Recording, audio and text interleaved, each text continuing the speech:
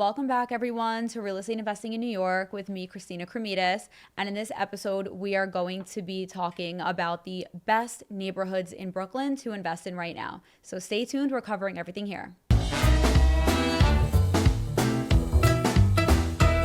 This is Real Estate Investing in New York with Christina Cremidas, helping you achieve a future of financial success by making intelligent real estate investment decisions today.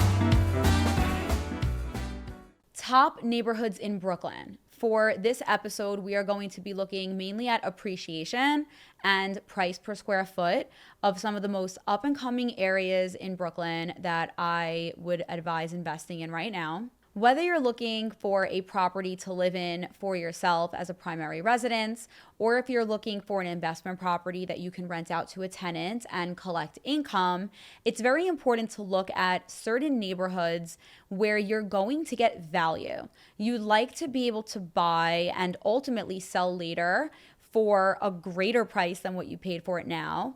And also, when it comes to renting out the property, you want to make sure that the area is going to command a high rent price so that you can be in the green and be able to cover your monthlies over the course of time. We're going to be using mostly data points based on appreciation and price per square foot when it comes to looking at which neighborhoods are best to invest in right now. Appreciation is the amount of money that a property will actually increase in value as the years go on. There are certain neighborhoods in Brooklyn that are increasing in value at an accelerated rate, and a couple of the neighborhoods that I'm including here for you are also pretty expensive, but they're a great value nonetheless. We're going to be starting in the northwest area of Brooklyn, and then we'll be working our way south, actually, because the greatest value is coming in towards the more southern neighborhoods of Brooklyn right now. First, Carroll Gardens. This area saw almost a 60% increase in median sale price this year from last year around the same time. And that median sale price is currently just north of $3.8 million. So in this area, we're looking at pricey properties. The average price per square foot in the neighborhood of Carroll Gardens is around $1,600. This hasn't jumped up drastically. It increased by just a couple of percentage points. I love the neighborhood of Carroll Gardens because of its close proximity to Manhattan. It's on the northwest corner of Brooklyn, and it has good subway access. So if you're commuting into the city, this is a very easy location to live in. There are tons of stunning brownstones here, so if you're into that kind of architecture, this is the area for you. This area has a small town feel, but that's not to say that there isn't a lot going on. There's a lot of activity coming in with new residents, and there's great restaurants and a very nice social scene here. You're not seeing big new developments. You're not really seeing amenity buildings or these high-rise luxury buildings here, but you are seeing renovated brownstones. Some are brand new, gut renovated, but it's less common to see a ground-up new construction out here. One of the quintessential things about this neighborhood is that it has low inventory. There is not a lot of turnover here, and it's a small area in general.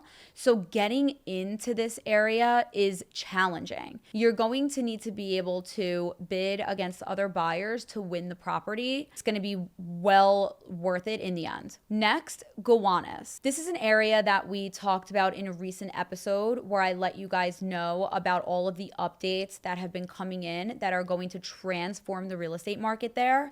But just year over year, the median sale price has increased by just over 20% from this time last year. The median sale price now is just over $2 million. The average price per square foot for sales in Gowanus is going to sound like a bargain compared to the previous neighborhood we talked about, Carroll Gardens, but it's just over $1,200 per square foot here in Gowanus. So again, there's a little bit of less of a barrier to entry to get into this neighborhood, and you can get great value here. If you'd like to learn more about Gowanus, check out episode 37 of this series, where we talk all about the rezoning project that was recently approved here and all of the new development that's coming in and how you can secure a property here paying very low monthlies and hardly any property taxes. The most iconic characteristic of Gowanus is the canal,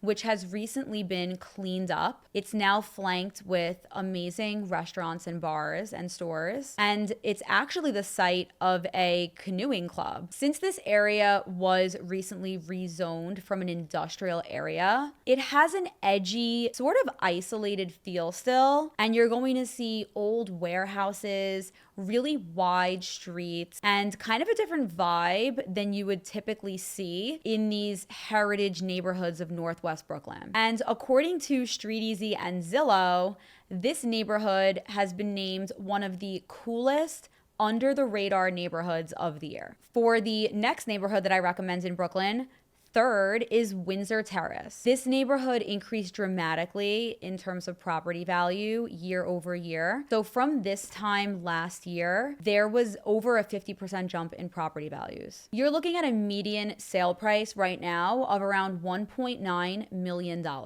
As for price per square foot, again, you're getting great value here, landing anywhere between $850 to $900 per square foot. Windsor Terrace is tucked right in between Prospect Park and Greenwood Cemetery. It has a really nice tranquil feel to it, with great proximity to Manhattan, serviced by multiple subway lines. I personally love this area, specifically when clients express to me that they want to buy in Park Slope, they want to live near Prospect Park, but the pricing in Park Slope is just crazy and very maxed out already. I always recommend Windsor Terrace. It's just south of Park Slope and bordering the park. So you're getting a park apartment for the most part for way better value than you're getting slightly north over in Park Slope. In this area, you're getting more low-rise buildings. You're seeing row homes and multifamily homes.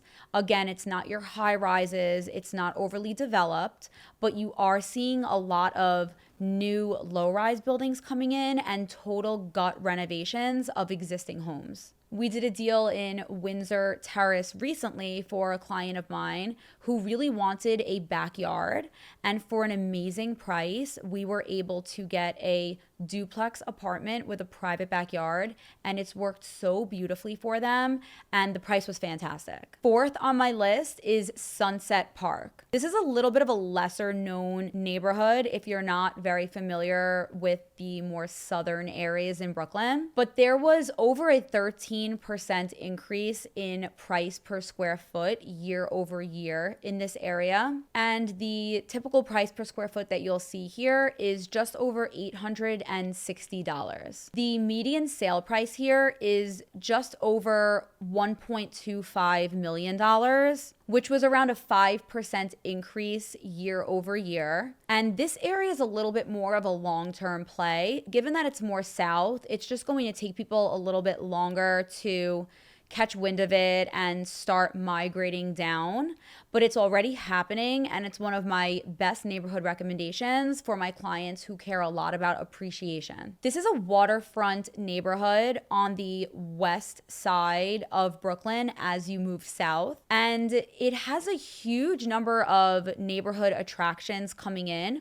One of the most well-established ones is called Industry City, which is a collection of 16 previously warehouses that are along cobblestone streets where you can now find Smorgasburg, the Brooklyn Flea, and even Mr. Sunday, which is a weekend dance party. Another cool thing about Sunset Park is that it's elevated. It's an unusually high elevation for land out in Brooklyn, so you have a great vantage point of the Manhattan skyline from most apartments in the area. And similarly to Windsor Terrace, a lot of my clients who start out in their search looking for a brownstone, and maybe they first had their eyes on Park Slope or Carroll Gardens, but couldn't compete with the pricing out there, have been coming down to Sunset Park, where you're able to find beautiful architecture, nice single family homes, as well as multifamily homes and brownstones. Sunset Park has been put on the map recently with a fresh new demographic coming in.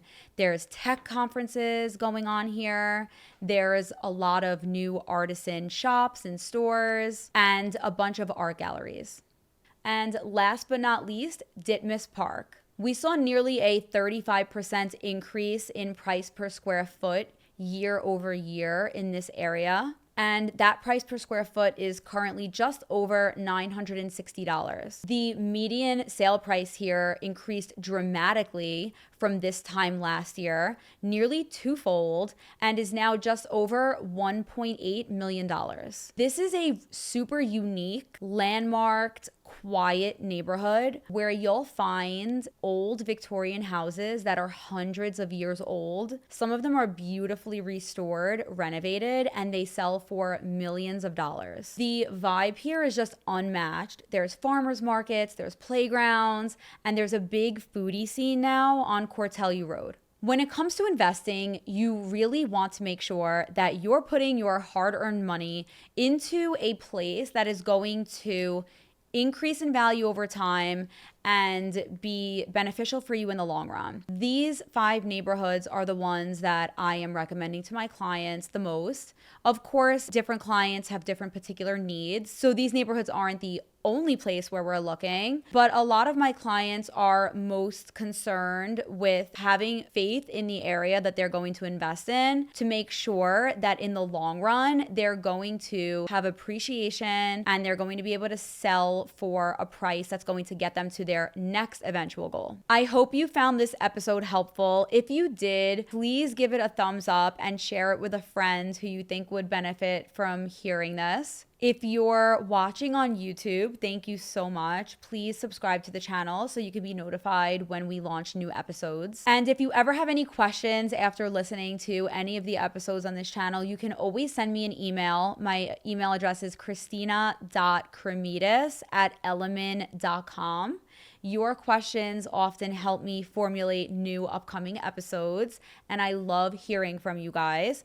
If you'd like to work with me to purchase or sell your real estate, I am always thrilled to hear you reach out about this. So never hesitate. I'm right here, very accessible for anything you need. Stay tuned for the next episode where we are going to be talking about getting naked in front of the co-op board, what you need to expect, where you're going to have to bear all to get approved in a co-op building.